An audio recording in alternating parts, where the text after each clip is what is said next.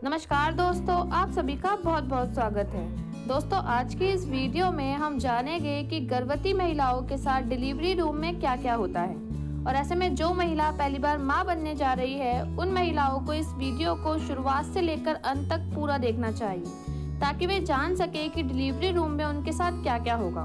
तो चलिए बिना देरी किए वीडियो स्टार्ट करते हैं। लेकिन यदि आप इस चैनल पर नए हैं तो चैनल को सब्सक्राइब कीजिए, बेल आइकन को दबाइए ताकि आपको मेरी हर नई वीडियोस की जानकारी सबसे पहले मिले। दोस्तों, प्रेगनेंसी के दौरान प्रेग्नेंट महिलाओं को उनके डॉक्टर द्वारा डिलीवरी डेट दे दी जाती है, लेकिन ऐसा जरूरी नहीं है कि डिलीवरी डेट पर ही डिलीवरी हो। बहुत कम केस ऐसे होते हैं कि जो कि डिलीवरी डेट पर ही डिलीवरी हो जाती है। अदरवाइज डिलीवरी डेट मिलने के 10 दिन बाद डिलीवरी होती है या फिर 10 दिन पहले डिलीवरी हो जाती है। और ऐसे में जो महिलाएं पहली बार मां बनने जा रही है और उनके घर से हॉस्पिटल का रास्ता बहुत दूर है या फिर उनके घर में कोई बड़ी बुजुर्ग नहीं है जो उन्हें लेबर पेन यानी कि प्रसव पीड़ा को लेकर कुछ समझाए, तो ऐसे में उन महिलाओं को थोड़ा बहुत लेबर पेन शुरू होने पर ही हॉस्पिटल पहुंच जाना चाहिए। लेकिन उन्हें याद रखना चाहिए कि जब भी वे हॉस्पिटल जाए अपने साथ एक फीमेल जरूर लेके जाए, क्योंकि दोस्तों जनरल वार्ड में प्रेग्नेंट वुमेन होती है, वहाँ पे नर्सेज आती है और जो प्रेग्नेंट वुमेन के साथ महिलाएं जाती है वो होती है, यानी कि जनरल वार्ड में हमेशा महिलाएं मिलती है। ऐसे में जेंट्स को जाना वहाँ पर अलाउ नहीं होता है। तो इसलिए आपको अपने साथ जरूर एक महिला को लेकर जाना चाहिए ताकि वहाँ पे डॉक्टर द्वारा या फिर नर्सेज द्वारा जो भी मंगाया जाता है या फिर आपको वहाँ पर किसी भी चीज की जरूरत हो तो वो आपकी हेल्प कर सके। और दोस्तों, जनरल वार्ड में पहुंचने के बाद डॉक्टर सबसे पहले गर्भवती महिलाओं का बीपी चेक करते हैं और वे देखते हैं कि सब कुछ नॉर्मल है या नहीं। इसके बाद वे फिंगर से गर्भवती महिलाओं की वर्जाइना चेक करते हैं कि बच्चेदानी का मुंह कितना खुला है, क्योंकि एक सामान्य डिलीवरी के लिए गर्भाशय का मुंह 10 सेंटीमीटर तक खुला होना चाहिए। इन सब के अलावा डॉक्टर ये भी चेक करते हैं कि गर्भ में पल रहा शिशु सुरक्षित है या नहीं, क्योंकि दोस्तों लेबर पेन के दौरान गर्भवती महिलाएं दर्द के मारे हाथ पैर पटकने लगती है।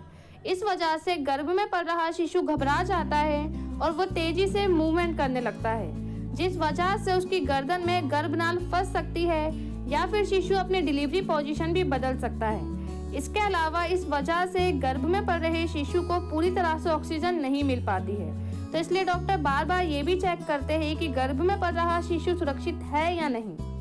और ये सब चेक करने के बाद डॉक्टर गर्भवती महिलाओं को जनरल वार्ड में ही 24 घंटे वेट करने के लिए कहते हैं और वे कहते हैं कि ज़्यादा से ज़्यादा टहले ताकि उनके शरीर में गर्माहट आए और गर्भ में पल रहा शिशु आसानी से नीचे की तरफ आ जाए, क्योंकि जब शिशु नीचे की तरफ आएगा तो इससे गर्भाशय पर दबाव पड़ेगा और ऑटोमेटिकली धीरे धीरे गर्भाशय का मुंह खुलने लगेगा।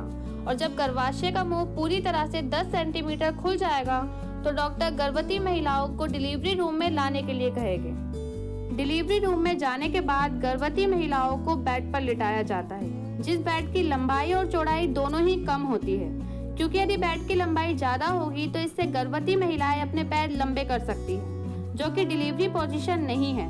डिलीवरी पोजीशन है कि घुटनों को मोड़कर और पैरों को चौड़ा कर लेटना। इसके अलावा गर्भवती महिलाओं के हाथों की तरफ 2 लोहे के हैंडल होते हैं जिसको पकड़कर गर्भवती महिलाएं पुश करती है और प्रसव पीड़ा को आसानी से बर्दाश्त कर पाती हैं। और कुछ हॉस्पिटल में गर्भवती महिलाओं के दोनों पैरों की तरफ मशीनें रखी जाती है जिसमें गर्भवती महिलाओं के पैरों को अटकाया जाता है ताकि डिलीवरी के समय गर्भवती महिलाएं अपने हाथ पैर ना हिला सके और उनकी डिलीवरी आसानी से हो जाए। इतना सब करने के बाद एक्चुअल में डिलीवरी प्रोसेस शुरू होता है।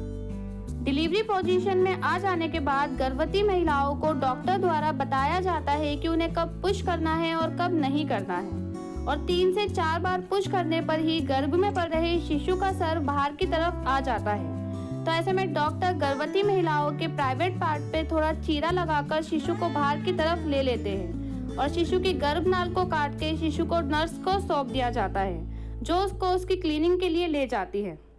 और डिलीवरी के बाद भी गर्भवती महिलाओं को दर्द रहता है, क्योंकि जब तक उनकी प्लेसेंटा बाहर नहीं आ जाती है उन्हें इस दर्द को बर्दाश्त करना होता है। इसके बाद गर्भवती महिलाओं की क्लीनिंग स्टार्ट होती है।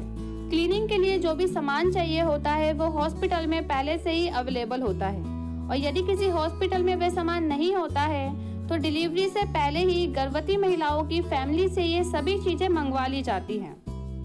और महिला के अच्छे से क्लीनिंग हो जाने के बाद उसके प्राइवेट पार्ट पर जहाँ पे चीरा लगाया होता है वहाँ पर टाके लगाए जाते हैं। मिनिमम 4 टाके लगते हैं और मैक्सिमम 6 टाके लगते हैं। इसके बाद डॉक्टर महिला की फैमिली को कुछ दवाइयाँ लिख कर देते हैं, जैसे कि कब्ज की दवाई, टाके सूखने की दवाई और एक और दवाई लिखते हैं जिससे गर्भवती महिलाओं को पोटी इजीली आ जाए, क्योंकि दोस्तों टाके बहुत ताजे होते हैं और ऐसे में यदि प्रेग्नेंट महिलाओं को पोटी करते समय जोर लगाना पड़ता है तो इससे उनके टाके टूट सकते हैं। तो इसलिए ये सारी दवाइयाँ गर्भवती महिलाओं के लिए लिखी जाती है, जो कि उनकी फैमिली मेंबर्स को लाने के लिए कहा जाता है।